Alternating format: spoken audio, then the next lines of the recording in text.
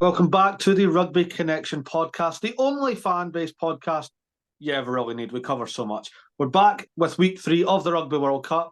Obviously, myself, Cam's here with a fresh haircut. And joining us this week, best known as the Black Jersey on Instagram and YouTube with his, let's say, non-biased views, it's Max. Max, thank you so much for coming on. How are you getting on, mate? Kia ora, everybody. Yeah, I'm getting pretty good. Thanks, Murray. Man, it was pretty annoying to have the bye for my own team this week, but you know what? Still got up to enjoy plenty of games.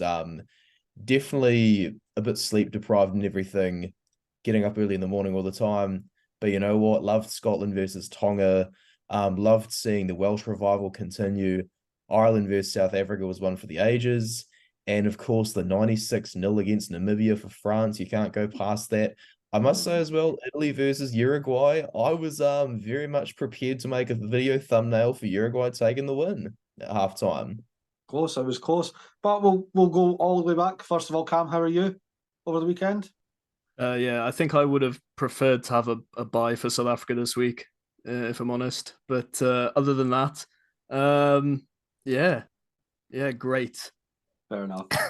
Shall we go all the way back to Wednesday, I believe, because we were rushing last week because we recorded on Tuesday evening, so we had to get it out early. But we're recording on Monday, so we've got a bit more time. But yeah, all the way back to Wednesday for the World Cup. And Cam, I'll let you take it from there. Fairly spicy game, especially that first half. Not the first half we expected for Italy. Well, I think we probably had some more expectations for Uruguay going into this game after their performance against France's B team. Yeah, what was it? 14-5 at halftime? 17-7, I think they got the kick. Yeah, 17-7, of course, because they got the drop goal, didn't they? It was, yeah.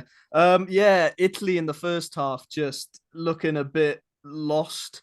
I said it so many times about Italy throughout the year in the Six Nations and when they played Namibia. Just it looks like in parts of the game where you really feel that Italy should just play the sensible, simple rugby, they try overplay a bit. I think obviously they're quite a young team.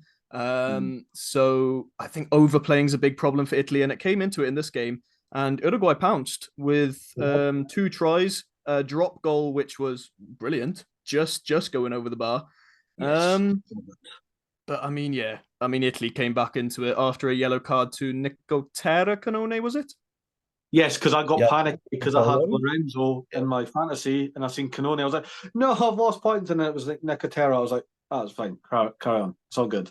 But our boy, friend of the show, Sebastian Negri, getting his half century for the Azzurri. Yeah, well deserved. Some boy. Well, yeah, I mean, second half, Italy showed their class. We know what Italy can do at this point. They're a brilliant attacking team when they get it right. Yeah, I think Uruguay lost a man, and it all opened up for Italy at that point, try after try. And the defense from Italy in the second half was a hell of a lot better. Notable ones, the captain leading from the front Lamaro, and that big man Canone in the 8 jersey. What a player he is!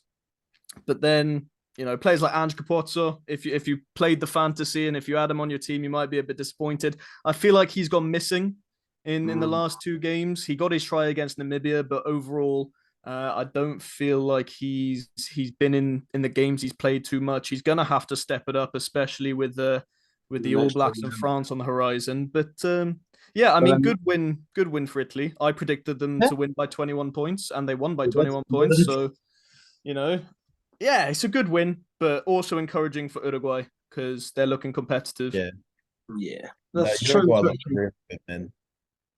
I mean, we've got Uruguay versus Namibia this week, so I think, you know, that could be the big statement game for Uruguay to say, listen, this is what we can actually do. But I mean, we said it with Ollie last week that, you know, teams like Uruguay especially deserve more fixtures, and you know, this is sort of them putting their hand up and saying, give us a chance. As a Kiwi, I'm more than open to do that as often as possible. We need to get more of those All Blacks 15 games happening and use the 100%. Māori All Blacks as the porphyry team when people come to visit us. I am more than happy to get our boys going to South America, playing something like a Pumas A team, playing Chile, playing Uruguay, because, those teams are on the up. We might as well do our part to help them get to the big stage. I mean, look at what Moana Pacifica and the Drua have done for Samoa, Tonga, and Fiji at this World Cup, guys? Yeah, there you go. We've got a thumping to briefly talk about. There's no point going in depth about this one. France 96, Namibia 0. And I am frothing at the mouth because I predicted the 100. Yeah, it was a very one-sided game, wasn't it? It was boys versus men. France at their full strength. Namibia, in fact, missing a lot of their key players. Yes, Swanepoel, Stevenson in the scrum half jersey. And but a bit of a blow from France, though. Bit of a blow for France, though, with Antoine Dupont going off. The whole mask thing. Yeah. Oh, yeah, there you go. So if you somehow he's Antoine Dupont. It was a fracture, wasn't it? His eye socket. Fracture to the cheekbone. Yeah. Cheekbone. I thought. It's kind of like a really minor bone just between the nose and between the eye socket around here. So he's going to be able to wear a protective padding around here, so long as it's 5 millimeters, I think, thick or less.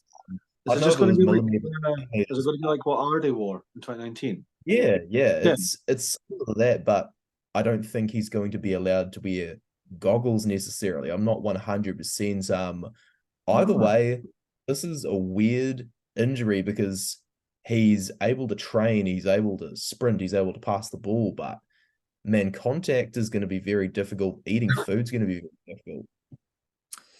Yeah, and the rumor is, from what France been told by the health professionals in question, Antoine Dupont, if this face mask thing goes to plan, could be on schedule to come back for the quarterfinals, which I'm not going to lie, scares me a bit because it looks like my boys are going to be pitching up against France in the quarters most likely now. But yeah, I mean, ultimately, the sooner Dupont gets back into the competition, the better for the competition, because, I mean, he is the best player in the world, arguably. And I think without him, France, they've already lost Untermark. Yeah, they're not the same. Maxime Lucu would have to play the full 80 essentially because, Baptiste Kuyu is pretty good. He's got a lot of flair, but Kuyu has not played a lot of rugby with Jalibert, who's Luca's club level teammate. Well, that's the thing. He's played 4 tests now. Yeah. The thing is, for me, Lucu looked a bit out of depth against an Uruguay team. He struggled to control the game. Living up to the standards of Dupont is hard and all, but yeah, it'd be interesting who France go for in terms of their 9 to match Jalibert now. Yeah, Lucu had a bit of a shocker against Uruguay. I'd probably go as far to say that was his worst performance at test level. He's very, very good for most tests he's played. I was going to say, for the most part, coming off the bench, he seems very sound. He can finish off those games. I remember France's little tour against Japan not too long ago. He even started in those matches, and I thought he was looking quality. But against Uruguay, stumbled definitely. Sure, you learned from it though. So yeah. Not good. I was actually really disappointed about Friday's game. I don't know if the weather had a big factor in it, but Argentina versus Samoa, I was ready for it. I was buzzing, and then it was just a bit. It was a slow game. Yeah. But Argentina's up and running. Big win. Yeah, they're up and running, but up and jogging would probably be the better term. Actually, Argentina are a bit of a disappointment going into this competition for me. Yeah, I think they underestimated England big time. I think we all underestimated England too. Yeah, but yeah, they beat Samoa. Samoa got nothing out of it, but it was only really down to Buffelli at the end of the day. Yeah, 100%. I mean, again, having those key players, and I think we learned this week in certain games that having a player who can kick those kicks is going to win you test matches. But yeah, and I think Samoa definitely having one of their poorer performances of this year. Obviously, they had a really good Pacific Nations Cup. They had a decent warm up, especially with that game against Ireland. Really put themselves, put their hand up for the World Cup. Yeah, but this game just handling everything, discipline was out the window, and Argentina just managing to get the win off Buffelli's boots, more or less. King Buff. Happy days. As an Edinburgh fan, that makes me happy. But just, I was really looking forward to this game from a neutral point of view. And then, but meh. I think the selections by Silala Mapusua were probably reading too much into the form of the Samoan players as well. I mean, he messed up the opportunity to keep Arianari on the bench with, the 9, 10, 12, 15 Axis in one Pacifica. Like, for example, we had Danny Tawala on the bench, and, things just could have been so much better if he continued to rely on that Moana 9, 10, 12, 15 axis. It's all well and good to pick guys on form, but when you're trying to do it with the entire lineup and not just, your flankers, your wingers, it does spell a fair bit of doom. And Samoa, you could kind of sense a lack of rhythm with them, if you know what I mean. Tomatieni had a blinder on defense, but you could see he was starting to get really frustrated at the end of the game with all the stoppages from Argentina. If Inari, who's a much calmer player, was able to come off the bench, I think Samoa probably could have had a better chance at closing it out. Because playing nine's exhausting. Oh, 100%. You see, even Dupont can't last the full 80 in a lot of games, and that's saying something because he's an incredible player. I do wonder with Argentina, though, if there's something going on behind the scenes. So many people were agreeing that Argentina have been too quiet in the build-up to the World Cup. They're definitely plotting something, but all of a sudden, we have their performance against the All Blacks in Mendoza, one of their worst performances in history, and just months later, they back that up with, a bit of an air against Samoa, and another one of their worst performances in history against England. There's definitely something going on behind the scenes with Argentina. Yeah, and it's disappointing because Argentina over the last couple of years have definitely been a team on the rise. They've had victories over Scotland in that summer series, beating the All Blacks for the first time in New Zealand. They've had a couple victories over the Aussies. So yeah, it just looks like, I don't know, maybe peaking too soon coming into this World Cup. Okay, maybe. But I mean, listen, I still predict them to finish second in that pool. I think they'll get over Japan, whatnot. But going in then to the quarterfinals with the teams on form who are heading into the quarterfinals, most likely can't see them getting much further. Unfortunately, that's fair. Now, usually in RCP we don't like draws, but this game is an exception because this was magical. This was a draw for the ages, wasn't it? And two teams that maybe your average rugby viewer wouldn't turn on the telly to watch. But I mean, Georgia and Portugal are common adversaries. They meet each other a lot. They played a lot of fixtures against each other. They've got a lot of history against each other, and it all sort of boiled over into this 18-18 draw, where neither team really looking to grab the game fully. And the momentum swings, Georgia in the first half, not being able to get through Portugal's defense. Portugal, that early start in the second half, just absolutely going for it. And then in the end, it was just a bit of a slugfest with both teams trying to chuck Hail Marys at each other. And then obviously the climax of being two missed kicks in the space of 2 minutes. So couldn't write that, could you? Very good game, however. Oh yeah, absolutely. Like, I want to see more of like you could see how badly both teams want to get that win. 100%. So good. Max, you got any thoughts on the? Not too much to add. I just want to say that the inability to kind of close the game out for Georgia could spell a bit of potential doom with Fiji coming up. I mean, Georgia have absolutely no question got a better scrum, got a better maul, probably better at the breakdown, potentially, depending on if Botia can last the full 80 or not. But with the inability to close out the game, Fiji are probably going to be, they're heading into the game with a bit more confidence. Really just looking forward to get that second spot in the pool stage. Yeah, but I also think with Fiji, and I think it properly highlighted to me in that victory over Australia, is, we're so used to Fiji playing such exciting, chuck the ball around, sort of school field rugby. But against Australia, we saw a Fiji team win up front in the set piece, at the breakdown, off the kicking tee, kicks in play, stuff that you would expect from a tier 1 test team like Ireland, like France, but Fiji did it, and they did it brilliantly. And I think if Fiji can now find that balance, because obviously we saw against Wales as well, they can definitely still do the chuck about stuff.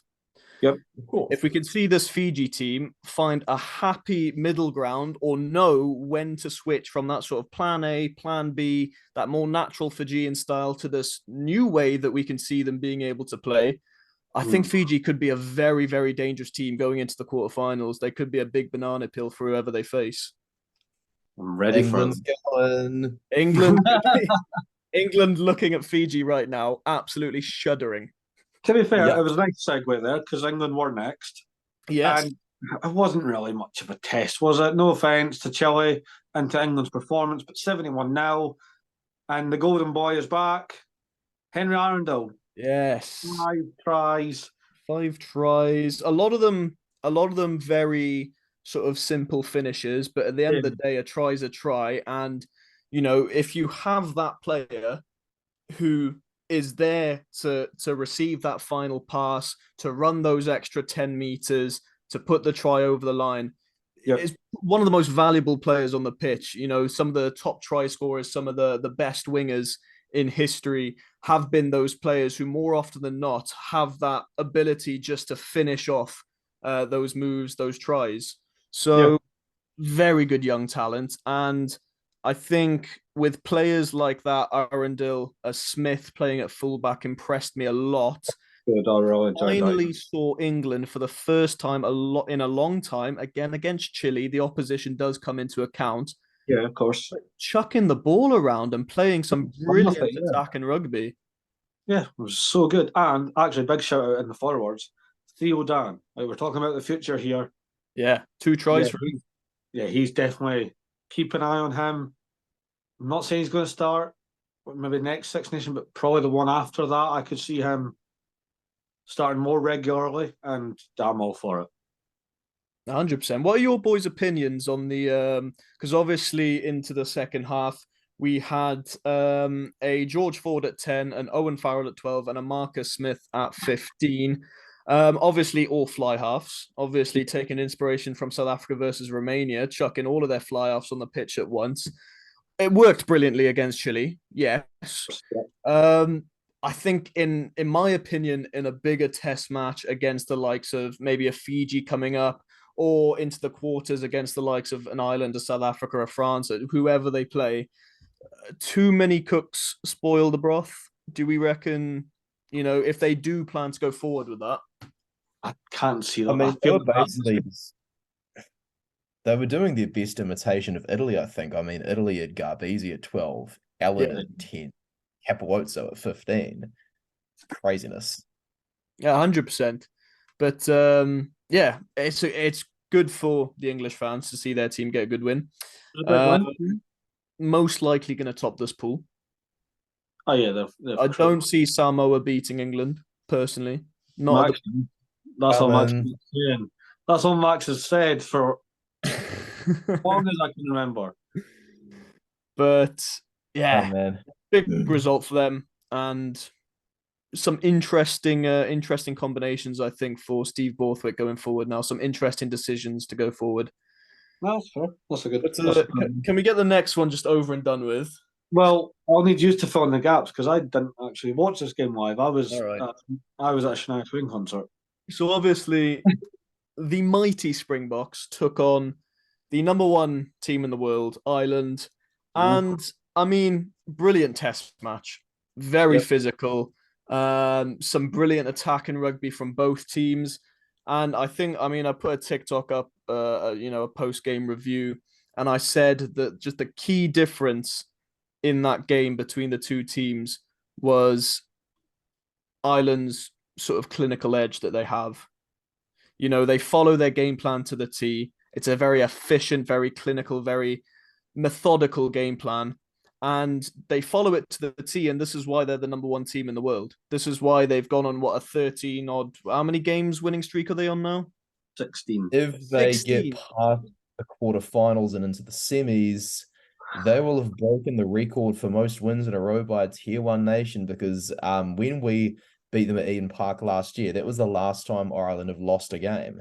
They know how to win. They've built it into a habit, and they're kind of reminding me of the England women's team from last year, going into a World final with a record winning streak, then bottling it at the end. I was hoping, yeah. Bro. No, but ultimately, I mean, it was a joke. With the draw being such a joke, are Ireland going to have enough left in the tank for a final if they make it? Well, that's the thing. That's a fair point. We kind of joked about that before the start of season 4. That what if you get like Fiji or like Georgia winning the World Cup just out of sheer the way it's been run? Shithousery, you know. Well, yeah. But no, I mean, ultimately, and just one more thing to say, Manny Lebok, I think he's a good player. I think he's a good player. The way he sets up our attacking line, he creates space for our players to go through. He creates those opportunities for try. But my God, the man can't kick. Jesus Christ. And you know what? It really came and bit us in the ass on Saturday, because we missed. Faf de Klerk took a couple kicks himself, but Faf de Klerk is no substitute kicker. And that's no fault of his own. Mm-hmm. We missed 11 points from the boot on Saturday. That's 11 points. The game finished with 5 points in it. Now, I'm not saying that we were the better team and that we would have won if Manny kicked his kicks, because Ireland were the better team that night by far. Mm-hmm. But it's frustrating, and people are saying Pollard in the squad now, he's going to fix all our problems.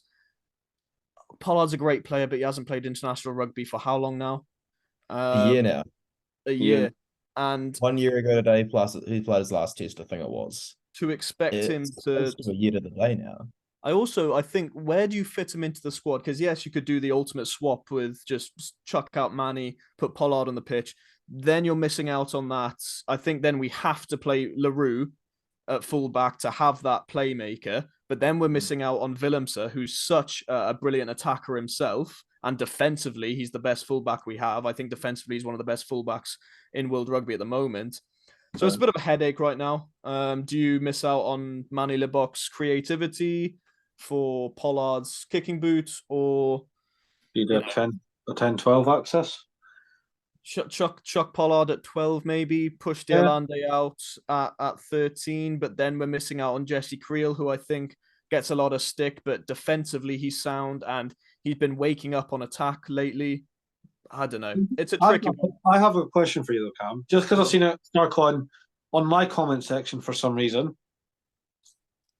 And I know the answer is no, so we're just going to laugh it off. Did South Africa throw that game? No.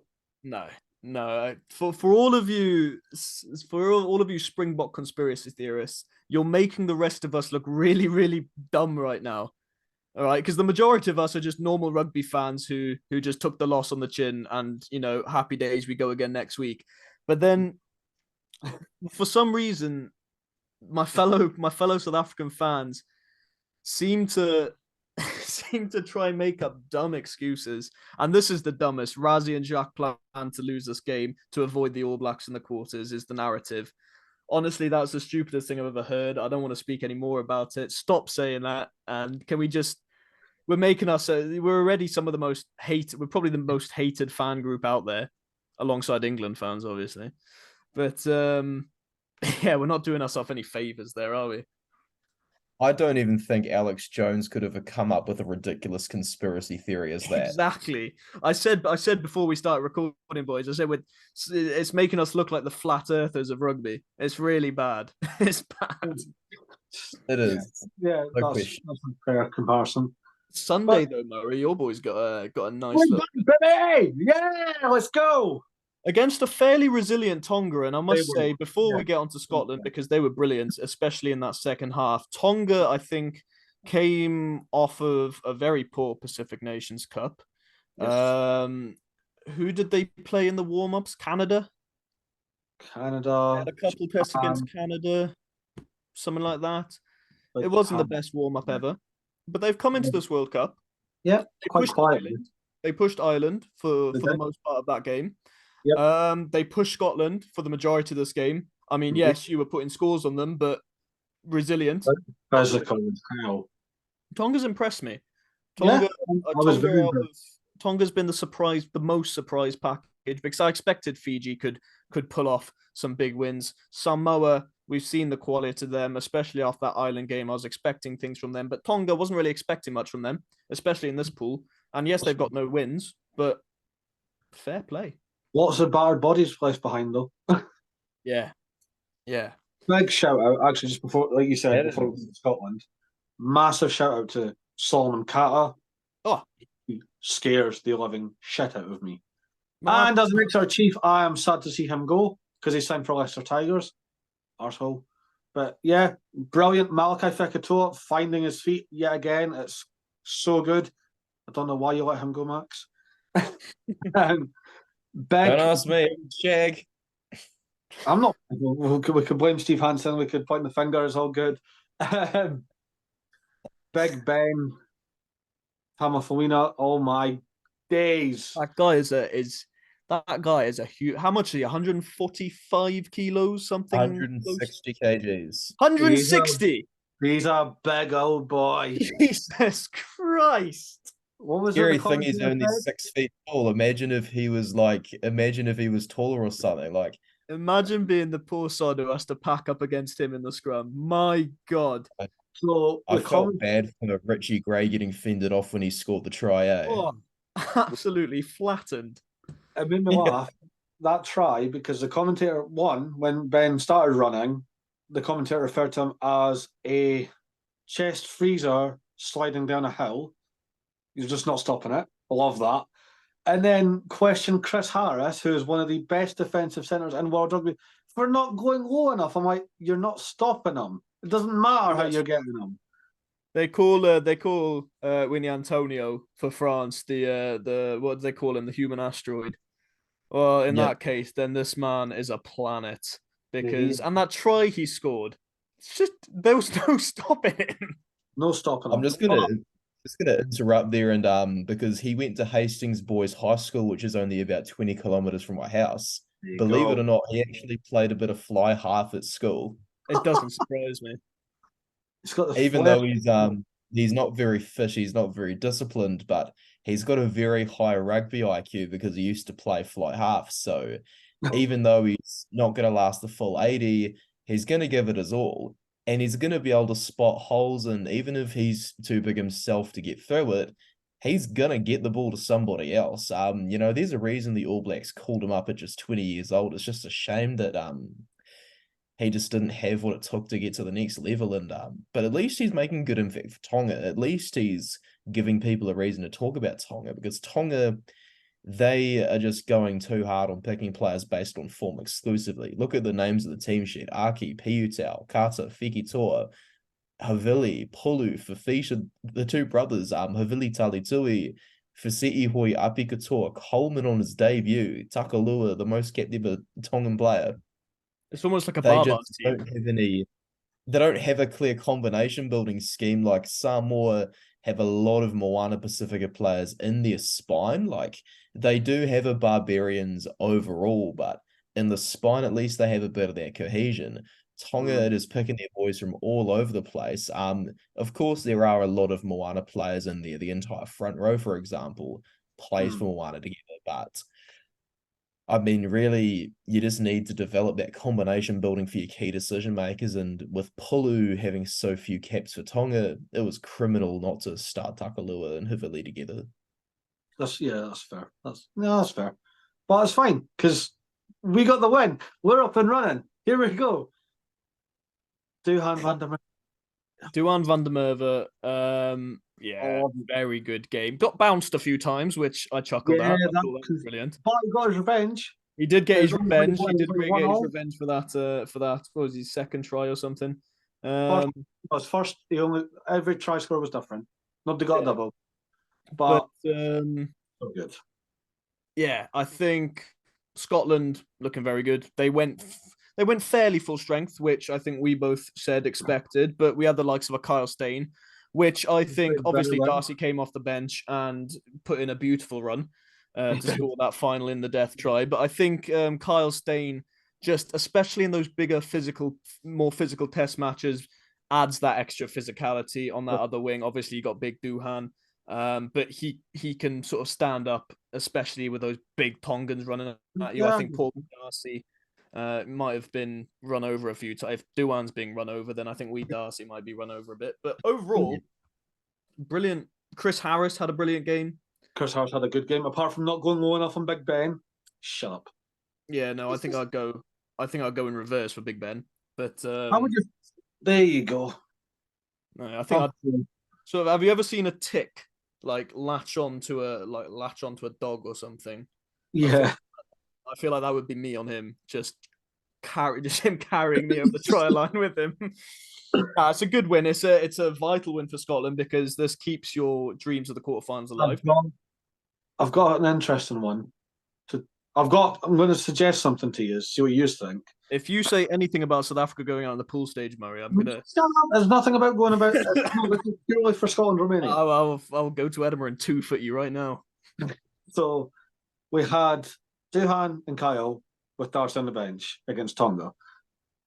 Do we think maybe against Romania, Darcy and Kyle start, and then you've got Doohan coming off the bench? Imagine that. Also, how cruel would that be? 15, 20 minutes to go. Romania's knackered, and then they look on, and big Hercules, Mr. Incredible's coming on. I don't know. I think you start a Doohan, you start a Steyn, and then an Ollie Smith. What's wrong with Kinghorn? He was fantastic against Tonga. It's against Romania. We need to win. We got to start Smith and rest Kinghorn because you got to keep Kinghorn safe for Ireland. And you know what I'm going to do for fantasy rugby? I'm going to triple captain Darcy Graham if he starts because he's going to run riot. That's for sure. Well, I've already done my first draft of my fantasy. I always do it early, my first draft to see what I want. I've got Duan van der Merwe captain for Romania. Obviously, squads haven't been announced, but that's my thought right now. But no, I mean, Murray, I don't think you have to worry about. I'm not worried against Romania, but I'm laser focused. I'm not getting ahead. Listen, so Ian McGeechan was hammering at home last night on TV, so I'm listening to the boss. I think Zebray's starting lineup could beat Romania. I think us and a few others that we know could probably beat Romania. I think the three of us alone would put up a decent fight against Romania. Go for it. I've got another question. I've got another question just before we move on to the final game of the week. Was it a red card on Jamie Ritchie? No. I want your opinion. I'm not saying anything. I've said my piece on it.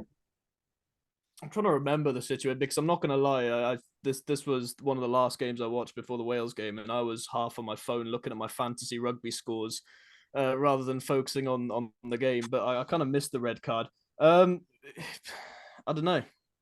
I thought it was Ritchie he was facing downwards. He was carrying with his head, leaning into, the tackler's waist.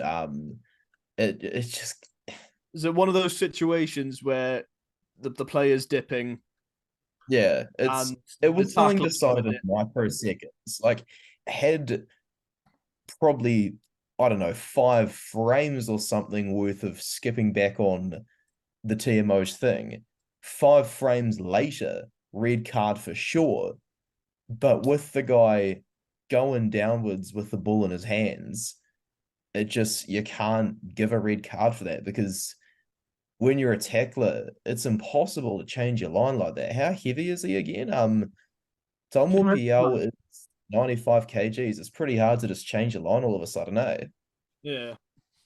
I I don't mean, know. it's been a topic that we've discussed a lot about the cards in World Rugby at the moment, and I understand the whole thing with head contact is, you want to protect the player, but I think there's a point where you have to be sensible and you have to say, yes, okay, some contact was made with the head, but ultimately, is it dangerous? It's a contact sport.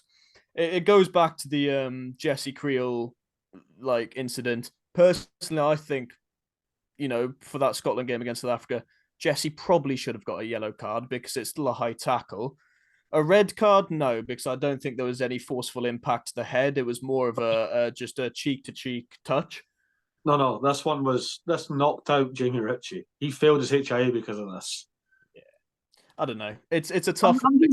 I'm just saying. I think it's because I've seen it. Like when you're watching it live, you see the head. Also seeing it, I think seeing it from the perspective of a Scottish fan as well. I mean, if something like that happened to Quagga Smith, for instance, I'd probably be referee, a yeah. 6-week ban or something, get him off the pitch. You know what hurt me, Cam? Huh? It was a friend of the show that was refereeing. It was Carl. Oh, Carl God. So I'm just like, oh mate, why? Why have you done this? You were in his DMs with you saying, I was going to DM him as a joke and just like, mate, come on now. What was it? But I didn't. Because we are kind to referees in RCP. We love our refs. But in my spare time, when we're not recording. Yeah, when we're not recording, I've said some unsavory things, but you never message them. No, I think that's taken a bit far. You don't want to repeat the Super Rugby final from earlier this year. Oh my God, poor Ben O'Keefe. He came out. I saw a clip of a podcast of him saying, how he went back and said, "Yeah, okay, I got that wrong. But my God, I got abuse for it." That was never going to decide the game. That quote unquote full. They were under advantage when it was thrown, and they went back for a line out. Yeah, but I think we need to give referees a break. Emotions, though. Just don't refs just need to get more respect on their names. Absolutely, I agree with that. Anyway, the final game of the weekend, and oh my God, I think it's safe to say we all thought it was going to be closer. Shall we just say that? Sorry, boys, 1 second. I realise I've made a mistake. You've done the wrong team. I've just noticed that as well. That's my bad. I shouldn't have had that up there. Ugh. That's a rough one. That's bad. Wales up there. That's poor show by you, Cam. Anyway, for those that don't know, the full-time score was Australia 6, Wales got 40. And you know what? Just before we proper dive into it, this feels like a brand new Welsh team. This feels like when Gats first took over the first time round.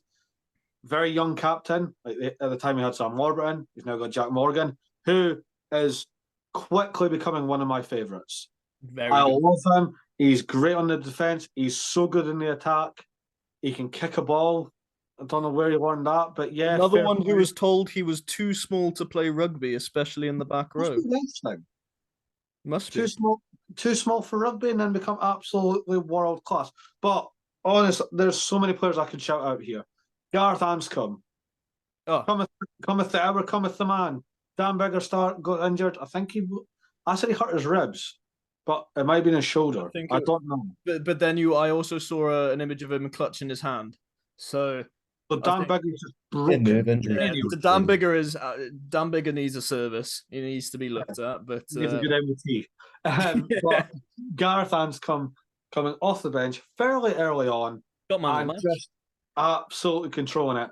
Laser point, automatic off the tee, a beautiful drop kick, a nice chip and chase to set up Nick Tompkins try. Oh, it was so good to see Wales play like this. But, and here's a question for you: what the fuck happened to the Wallabies? I've got an epic rant that I've been saving for this. I've been waiting for this rant. Go on. I want to hear it. Shut up about sacking Eddie Jones. That's not going to change anything. Sure, they shouldn't have hired him. They should not have hired him. But it's not going to change anything sacking him right now. These issues that Australia have transcended coaches. Michael Checker's Wallabies were one of the most thuggish teams I've ever seen. Dave Rennie's Wallabies were even worse. Last year, they were both the most carded international team and the most penalised international team. after being the most penalised team in the 2021 Rugby Championship, after Lachlan Swinton was red carded in 2020. This ill discipline is a result of Super Rugby not having the same laws as the rest of the world. We have a 20-minute red card. We have golden point. We don't allow the 9 to tackle the other 9 when a scrum's on. Super Rugby teams don't learn how to close out games under pressure, and they don't feel the pressure of having to keep their discipline. Australia don't have any discipline because they don't get it enforced at a young age. If it's happening across 3 head coaches, then, bro, Wales attempted to kick 7 out of the 8 penalty goals that were offered to them, and 6 of those 7 attempts went over. That's why the margin was absolutely huge for Wales, 40 points to 6. I mean, I've been on in my video about how much improving Wales have done, how they avoided a strike, 6 months ago, but Australia, stop seeking the short-term sugar hits. The reason that they hired Dave Rennie is because they're like, oh, Kiwis win all the time. We want to be like the Kiwis. We want to learn. Dave Rennie didn't grow up in Australia. He doesn't understand these boys and the way they grew up. He can't relate to their upbringings. It's bad enough that he's one of the older coaches going around in the scene as well. Australia, with all this need for the short-term sugar hits, they're just not thinking long-term. Hamish McLennan, who's the current CEO of Rugby Australia, is probably the first one that's trying to think long-term that we've seen for probably 2 decades or so. At least he signed Eddie Jones to 2027. At least he secured the 2027 Rugby World Cup. But Eddie Jones was sorry there, guys. I'm just going to restart that. Dave Rennie got sacked for the same reason he was hired, for the short-term sugar rush. All of this could have been avoided if they hired Dan McKellar in the first place. Dan McKellar was succeeding with the Brumbies. He was actually just carrying Australia in Super Rugby. He's still in his 40s right now as we speak. Imagine what he could have done at 8 years at the helm, similar to what Gatlin and his dynasty has done. If they had a Dan McKellar dynasty in the same way Wales had a Warren Gatlin dynasty, things would be looking far better for the Wallabies right now. But instead you had Dave Rennie, who didn't have a clue who was picking at fullback. He knocked Lola Seal's confidence all the time. He started Jake Gordon at 9 for crying out loud. Dave Rennie did not have a clue what he was doing, but sacking him was just as bad as hiring him. Australia, quite simply, are in a deep hole that they're never going to get out of unless they have a miracle happen and win both the Lions Tour and the 2027 World Cup. If they don't win in 2027, rugby in Australia is dead forever. Eddie Jones is probably going to resign, I would say, based on the rumours for Japan and everything. But going out trying to say Eddie Jones bad, blah, blah, blah, it's just not going to paper over all the huge earthquake-sized cracks that Australia have right now. Rant done. But yeah, sack Eddie Jones. No, I'm joking. But I have to agree, because you look at Australia right now, in rugby union, it has turned into a fringe sport. You know, the fan base for rugby union and the attendances to the Aussie franchises in Super Rugby is at an all-time low. People just aren't interested in the product anymore because there's no results coming in. And that's the result of the short-term sugar hits they're just thirsty for. Exactly. You know, and I think Dave Rennie probably got away with a few wins here and there. He got a few wins against the South Africans, wins against Argentina here and there. But ultimately, I think you've hit the nail on the head there. But yeah, I think it's all Eddie's fault. That's what he said. It's all Eddie's fault. No, but the thing is, before we went into this World Cup, I praised Eddie. I praised Eddie Jones for picking a team of youth, for trying to bring something new to Australian rugby. And individually, there's such great talent in that Aussie team, but it's come back, bitten him in the arse. He doesn't have any players who have that proper Test match experience, have that proper World Cup experience. That's where you could be saying now, okay, maybe leaving out a Michael Hooper, maybe leaving out a Bernard Foley, a Quade Cooper, Pete Samu. Maybe it wasn't the best idea in the world, but yeah, I think there's a lot of work for Aussie rugby, and it's a shame because especially growing up, remembering the Aussie teams that I used to watch. Gregan, Horwell, Quade Cooper, Stephen Larkham. Exactly. And it's a shame. It's Walter Takiri. Oh my God. But, it's going to take a miracle for Australia to make the quarterfinals. It's going to take the likes of Georgia and Portugal beating Fiji, which not going to happen. Not happening. It's not going to happen. Australia. Yeah, it's tough. And do you know what's even more disappointing for me on a personal standpoint? Murray, I've said on the podcast with you before, but I do have plans to move out to Australia for at least a year. And obviously being a big rugby fan myself, I don't think I'm going to have any friends to talk about rugby with because it seems like nobody cares anymore. They don't care. They're building. I'm really going to have to start watching some rugby league. Do you know what's actually more worrying? What's that? It proves I should probably listen a lot more.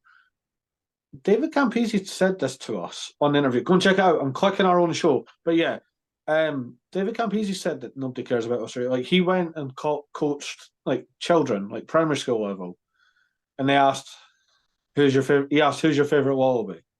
And they couldn't name a wallaby. Yeah, that's mad. That's meant exactly. That for a nation who's won 2 World Cups. That's that's weird. It's really bizarre. But just sticking on the Australia thing, because that's the big one this week. 2 points. Is Eddie Jones going back to Australia, back to Japan? And did we see Bernard Foley's tweet saying it didn't have to be this way? I did say, and it didn't have to be that way. But ultimately, do I think? Right, I've had some time to think about it properly. With the inclusion of a Michael Hooper, a Quade Cooper, someone like a Pete Samu, a Bernard Foley, would it mean that Australia would be making the quarterfinals? Maybe. Would it mean they win the World Cup? No. I think Australia's form's been up and down, well, down for a long time. I mean, Christ, they lost for the first time to Italy in the autumn. They got absolutely trounced by South Africa, absolutely trounced by New Zealand. Got beaten by New Zealand's B team. Granted, a closer game, but they got beat by Argentina at home. I don't think these players ultimately are going to fix it. Maybe gets them to a quarterfinal, but really, it's not going to solve anything, is it? Sorry, there. No, I said it's worrying. I was just going to say that before we get on to the next topic with Murray, that Murray's got in mind there, I genuinely think that if Michael Hooper played, it would have been even worse. The fact that they started 2 blindside flankers was to try and solve the discipline they had at the breakdown. Because in Australia, they don't understand that playing open side flanker means that you don't have to steal the ball every phase. You get what I mean, eh? Like, open side flanker doesn't mean you get to every single breakdown, steal the ball at every single phase. The fact that Hooper has done that in his entire career, that's why there are always gigantic holes in the Australian defence, because he doesn't know when and when not to compete for the ball. Fraser McCright, he grew up watching Hooper and he grew up watching David Pocock, and so he's learned that same habit by watching them as a teenager. They dropped Fraser McCright to the bench because they knew that Tom Hooper and Rob Leota more of a carrier, Hooper, probably that lock 6 cover that would be in most teams. They don't have that same instinct to get over at every phase because it's their role to be a fringe guard for a ruck, for example, at Super Rugby. They'll stand at the line and they'll kind of decide when and when not to compete. But because the pressure was so hard for them, they just kind of fell back into that habit of McCright because they're like, oh my goodness, we're behind. What would Michael Hooper do? And what Michael Hooper would do is wrong. That's why Michael Hooper is the most yellow carded player in Test history. If Dave Rennie and Michael Hooper were still in charge, things would have been even worse. Don't go back, Max. What the hell? An interesting say there, but it goes to show that Australian rugby has. I think we've talked so much lately about the English rugby, Welsh rugby being in trouble, Premiership teams dying, the Welsh rugby in terms of finances, players not being played, strikes being in crisis. But if you look deeper at it, I think I think Aussie rugby is in the deepest hole of them all. No question about it. Because you go to England, you go to Wales, the day-to-day basis, the people still love the rugby. They're proud of the team. They watch, they tune in. Australia, the majority of the Aussies, they don't care anymore. That's fair. Yeah. My uncle and aunt who live over in Melbourne, they were talking to their friends about the Bledisloe Cup. They're like, "Oh, what's that?" Stop trying to have Super Round in Melbourne. It's true because It's a dead market. It's AFL country. The NRL's haven't seen Bledisloe Cup for decades. What's the Bledisloe? Yeah, well, I'm not surprised. They've never seen it. They've never seen their team win it. Exactly. It's mad. Yeah. Anyway, predictions, because we're back on Wednesday. I don't know why they're doing this now. It's very hard to keep up and try to World Cup time is tough. Especially, see, when you're trying to do a team of the week, you have to think from Wednesday to Sunday of who played well. Oh, that's why I use a filter. Who picked for me? There you go. First up, anyway. This could be a juicy one. We've got Uruguay versus Namibia. Ooh, I'm going to Ultimately, let's be honest, it's going to be Uruguay, in my opinion, by a fair margin. Because Namibia look absolutely dreadful. Yeah, they're not great. I'm not trying to be nasty, but yeah. Uruguay at least have an semblance of being a fairly competent rugby team we've seen in their game against France and Italy. Namibia on the flip side. There. Yeah, no. Take up a different sport, I think. Maybe being a bit too harsh, but I've said Uruguay, and I think I'm being nice here. I've said Uruguay by 16 points over Namibia. Granted, I think I'm being generous because I think it could be more. Right, it makes me look like the villain then, because I said Uruguay by 23. Yeah, well, I can see it. Okay, Max. I'll be the middleman. Let's say Uruguay by 18. There we go. Yeah, fair. I like that. Japan versus Samoa on the Thursday could make for a very interesting test match and a rematch for these two teams from the Pacific Nations Cup. Samoa getting the win last time they played. This is a tough one for me to predict because Japan look all right. Samoa look all right.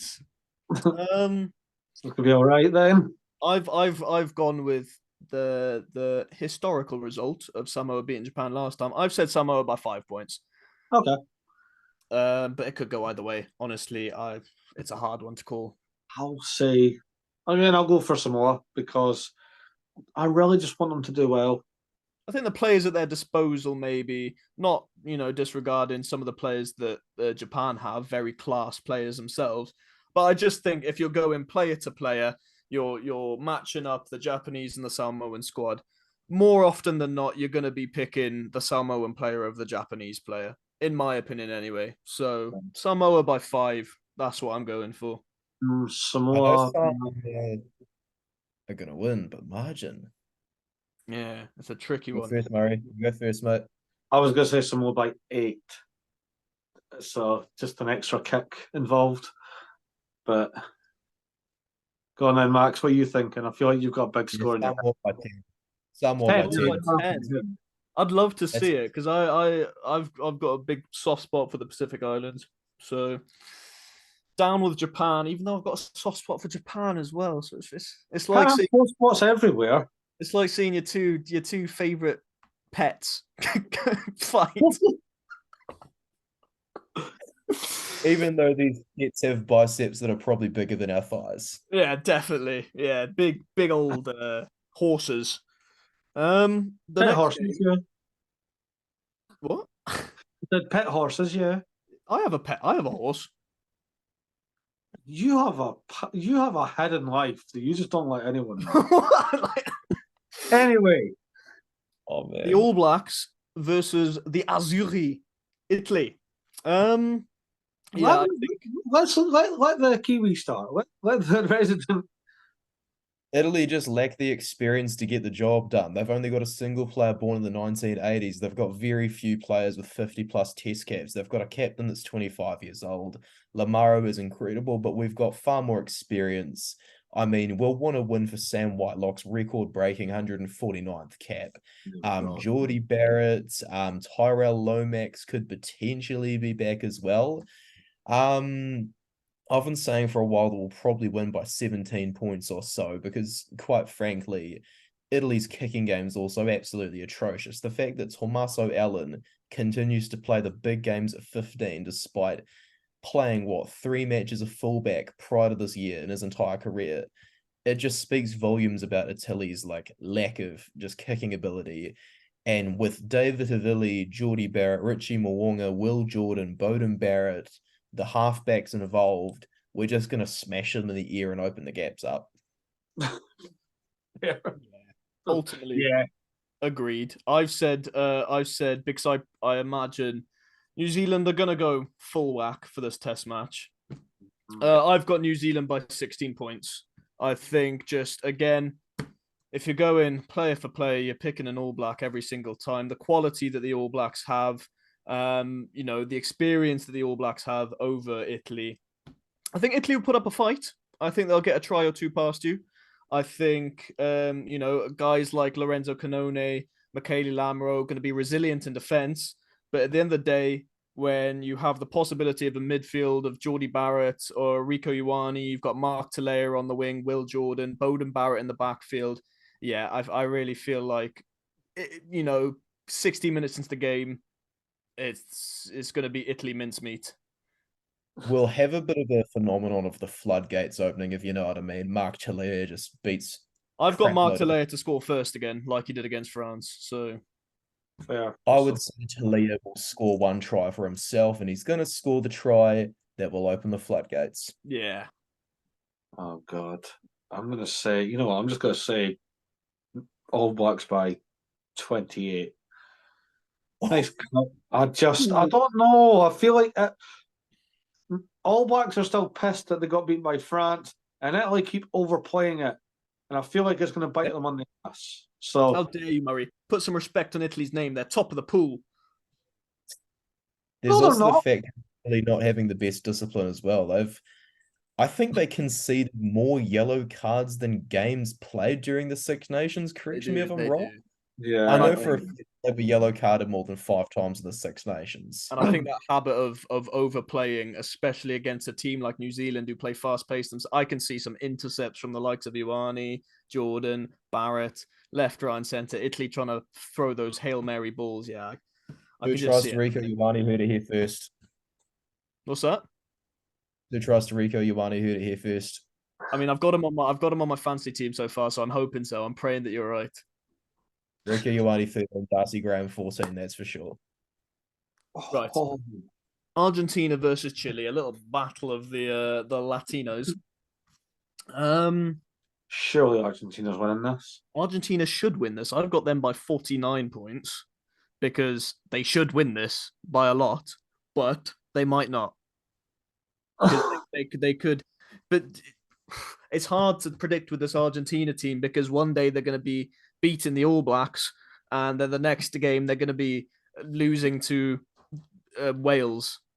With a red card as well. Yeah. I'm going to go. Bring my jersey over here. I'll go for Argentina 57-0.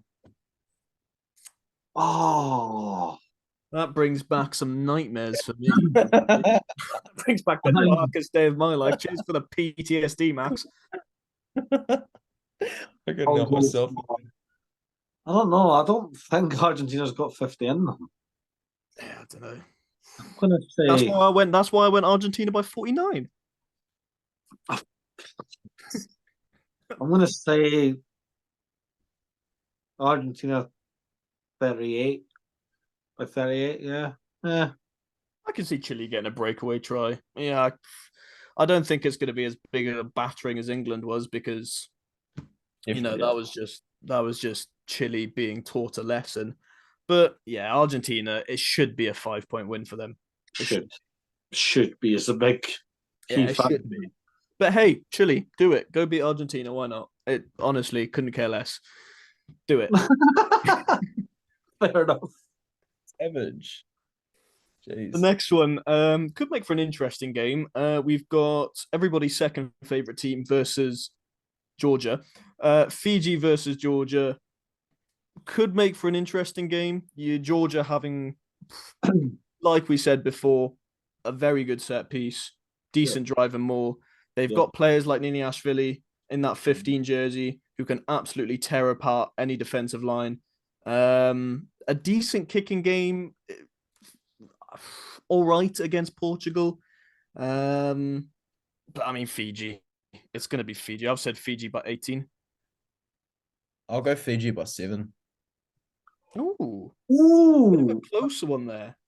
I'll go Fiji. It would be nice for the drama. Wallabies will enjoy it. Wallabies will be crying because it just shows that Georgia's better. I'll meet you in the middle. I'll say Fiji by like 11. I don't know. I think this is the perfect time for Fiji to mix those two styles of play that I was talking about earlier, especially against Georgia. Their set piece is going to have to be on top form, and their kicking game, I think, could play a key part in this. But again, also those big ball carriers, the likes of a Tuisova, a Nerkalevu, a Rundraja, Levani Botia, I think key in that breakdown. Portugal were turning over Georgia left, right, and centre. So Levani Botia should have an absolute field day. I think Levani Botia right now is that meme around the tree. Yeah, literally. But no, it should be a comfortable, in my opinion, should be a comfortable victory for Fiji. I don't see them losing the game, but maybe Georgia's got weapons there, the set piece, the attacking players, the likes of Niniashvili. So maybe. Murray, what do you think? Have you said? Yeah, I said Fiji by 11, but I kind of just want to see Fiji just run riot against Sunday. I don't care who it's really against now. I'd like a 12 try game by Fiji. That's what I think everyone wants. But Fiji bring the 7s to the 15 side. Next week, don't worry about it. True. There we go. Fair enough. Scotland versus Romania. You just want me to get out of the way first? Yeah, you go for it. Scotland by 50 minimum. Just fucking go for it, boys. I've said Romania. No, you haven't. No, you haven't. Why are you lying? I've said Romania to lose this game by 62 points. I always knew I would, you can. I mean, I'm supporting my countrymen at the end of the day, let's be honest. Since all of the people in my YouTube comments seem to have this impression that I hate the Springboks, I'll add fuel to the fire and I'll say that Scotland are going to beat Romania by 84 and Scotland will beat Ireland, and then the South Africans will go home early in the pool stage.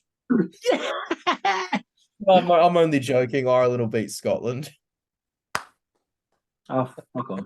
You're doing well there. I reckon Scotland by 84 against Romania, that's for sure. They're going to have a field day. Darcy Graham, triple for fantasy, that's no question. You not used the triple bit yet? I've not used a triple because I've been waiting for Darcy Graham to run right against Romania. I used it in the first round. I used it in the first round on Monty Ioane, and it was the biggest waste of my life. Who did I use? Yeah, I think I did it on. I don't even remember. I'm still sitting in the top 10 of the RCP league, however. I think I've crept in now. I don't know. Anyway, yeah, Scotland by 50 minimum. Minimum, I'm saying. It should be. If it's not, then you might as well pack your bags now. We're saving it for Ireland. Somehow, just saying, hypothetically, imagine that happened. But just a small BP. There's a universe where Ireland still go out in the pool stages. Is it this one? Possibly. Because South Africa get 5 points against Tonga, Scotland get 5 points against Romania. That puts Scotland on 10, South Africa on 15, and then Scotland get a bonus point win against Ireland, and Ireland take nothing from the game. And then Scotland and South Africa go through on 15 points. Ireland stay on 14. All comes down to points differential there, boys. There's also another one. Again, I doubt it'll happen, but I'm just throwing it out there. You could get Tonga going close to South Africa. You get the No. win. No, shut up and listen. You can have Tonga go close with you. You still get the win, but not a BP win. And then, yeah, we could actually then top. If you don't get full points against Tonga, and We could all end up on 15, and then it comes to points differential. somebody told me it comes down to head, which is a load of rubbish. It can't. Unless you've got like somehow the same points, which is you Oh can't yes, have it anyway. there's a universe where if you have the same points, the same tries, the same If you it's a scored- whole list that you have to have exactly the same, which is like 1,000,000 to 1. Then it comes down to your world ranking spot. Oh, Jeepers. that's bullshit. Yeah, Sorry, I know that's never happening, but that is rubbish. but ultimately it's never going to happen, especially with Manny Libbok's kicking. I'm joking. That's fine then. So you're not beating Tonga. Cool, thanks. The next game, it's a bit of a pointless game. Australia versus Portugal. That's harsh on Portugal. Come on now. I mean, Portugal Portugal by might as 4. well. Portugal Australia. beat Australia. If Portugal beat Australia. Kind of want it. I'm just stirring the pot. I kind of want it, but it won't happen. I can't, but I'll It do won't kind of. Anything can happen, Murray. But that Here, Love okay, here's rugby. my view of it, right? So, Georgia beat Wales. we're not Georgia doing also beat Italy. Italy beat Australia. Georgia and Portugal drew, which means Portugal, in that sense, should beat Australia. Your logic is horrible. I hate when you do this. I think my logic is sound, and I'm going to say on here I've got Australia by 25 points, but my heart tells me Portugal by 3. What's the underdog score? I always do Portugal by 1. Okay. Yeah, but it's not. It's going to be Australia by. I've got the Aussies by 25 on here, so I guess I'll stick to my guns. 19, I guess. I'm not convinced by it though. I don't know. They beat I would Georgia maybe. fairly convincingly, so they should do. Georgia's on wrongdoing there. Meh. Maybe 21 points would be Australia's winning margin or something.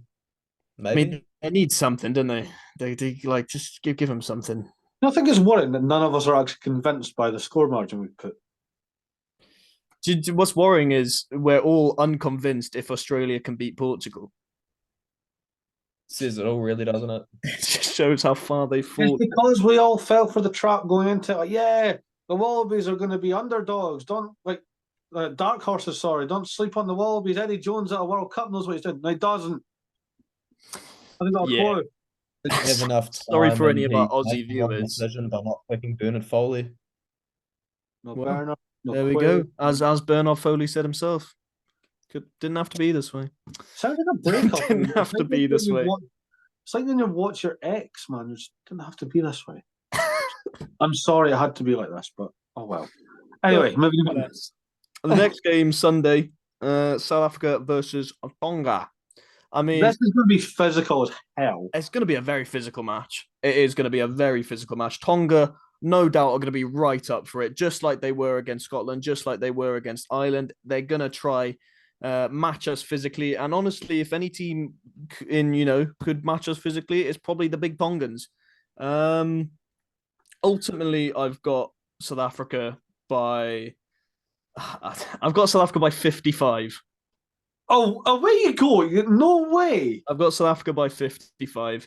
I think if we play the right team, I think we play Willemse. I think we play Willemse at fly half with Pollard on the bench because they say they're going to play Pollard on the bench. I'm hoping because I don't really want Pollard to get injured again against a big, Malachi Fekitoa.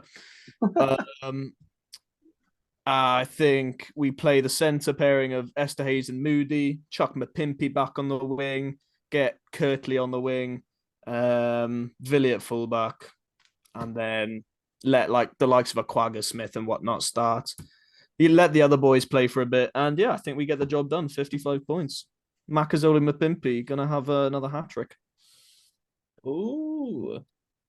He's very confident, isn't he? I need it, boys. Please just let me have it after this weekend. I'll say South Africa by 21. Okay. There are going to be some injuries that come out of this game. There is I no hope question not. about it. Don't say that. They're Andre gonna Pollard happen. steps onto the bench, gets taken out by Big Ben, and he leaves again. These are the We two have to bring in most Joseph physical Weber. teams in the competition. The two most physical. Maybe Samoa or Fiji would be third. Don't know. Yeah, probably. Georgia, fourth or fifth. Yeah, So, definitely. yeah. I'll say South Africa by 26. Yeah. Okay. Tonga by 7. I hope Ireland give you your biggest beating in history. No, you don't. We've got it on recording. Go on YouTube. Cam says, hopefully you beat Ireland. So don't lie to me. No, my opinion's changed now. No. I never liked you, Murray. Yes, you did. And I feel like I'm witnessing a breakup between a couple, eh? Oh, this happens every single episode. Right now, like, me and Cam used to be very in like constant agreement almost. Then the World Cup started. Turns around and we hate each other. If you were in a different pool, mate, sound happy days. But you're in my pool, so Yeah, that's pretty much the story of the World Cup, mate. yeah, not my friend. Yeah, to be fair, Trouble is, actually, I've had that. Australia should have kept the Super Rugby, unlike the NRL who kept it. Well, there we go. There you go. Right, that's the predictions. I thought there was more. I thought there was more games for some reason. I don't know why. No, the next game is on the Thursday, New Zealand versus Uruguay, which should be an easy win for Uruguay. What are you talking about? Max's face is like, shut up. Shut up. But, yeah. I'm sure to give the audience a laugh, mate. Quick one, boys, because we're all playing the fancy. I'm addicted to it. I can't take my eyes off it. Every single. I've already changed my team for this week about several times, and it's only Monday. Actually, can I clarify that you messaged me 6 times over the last week with a different fantasy squad? I don't know what you're on about, Murray. Give me 3 picks, 3 players that people should be having in their fantasy team. Okay, I'll let Max go first because he's our special guest for tonight. I'll go for Rico Ioane and Darcy Graham, as I said before. And I will definitely have a winger for South Africa as well. That's for sure. I'm just gonna wait and see which winger it is though, because I want to wait for the team sheet.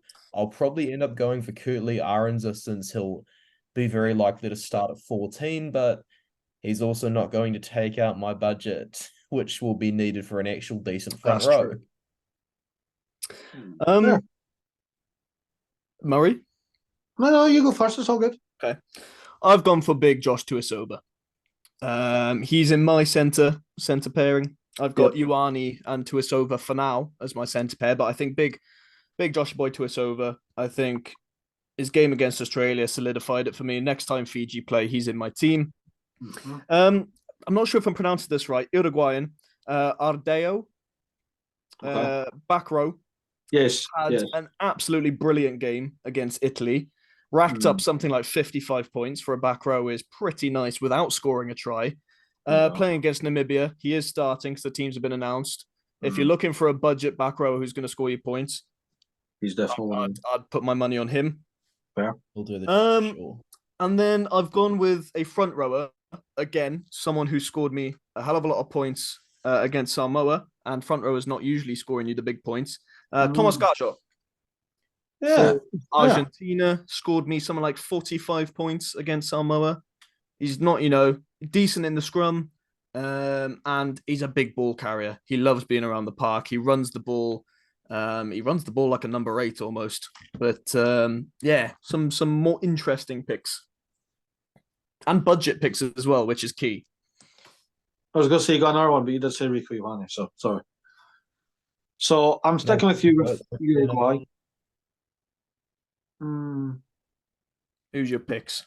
I'm going for the Uruguayan fullback, Baltazar Amaja, because he Anja, yeah, very good is player. fantastic. And like you said, it's against Namibia. I feel like he's going to get a lot of meters, maybe a couple tries. But yeah, he's electric. Georgia, always go for Gagodza in the back row. He is That's it. freak of nature. I've got Gigi Ashbilly in my team. In the That bin. was another one, but Yeah. he didn't really do much. It's hard because he's a prop. I know what you're saying. What did he get? He got 29 points against Portugal. Trying to think who else. Fiji. I'm going to go for. Actually, I'm going to pick a prop. I'm going to go for Luke Taggy because Luke Taggy is Those fantastic. Fijian props, man. They play like back rows when they're out in the out on the field. I'm trying to think they're all just back rows, and it's just who's quicker where and who's actually top.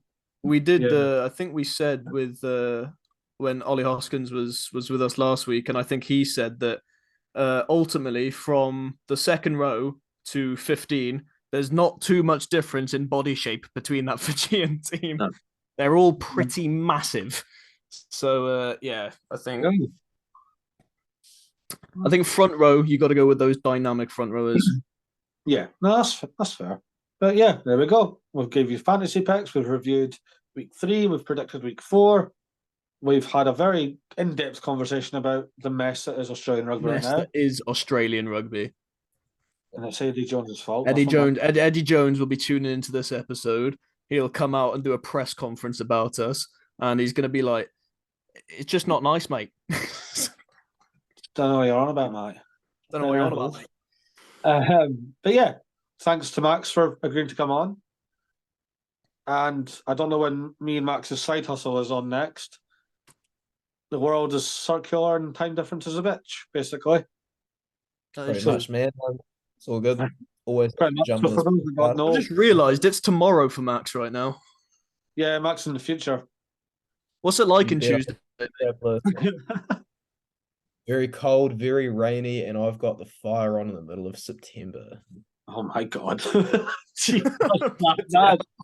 It's a rough one. We'll leave it on that sad. We'll leave it on that sad note. But hopefully the weather gets better. Hopefully you enjoy this episode. We're on YouTube. We're on Spotify. We're on Instagram, TikTok.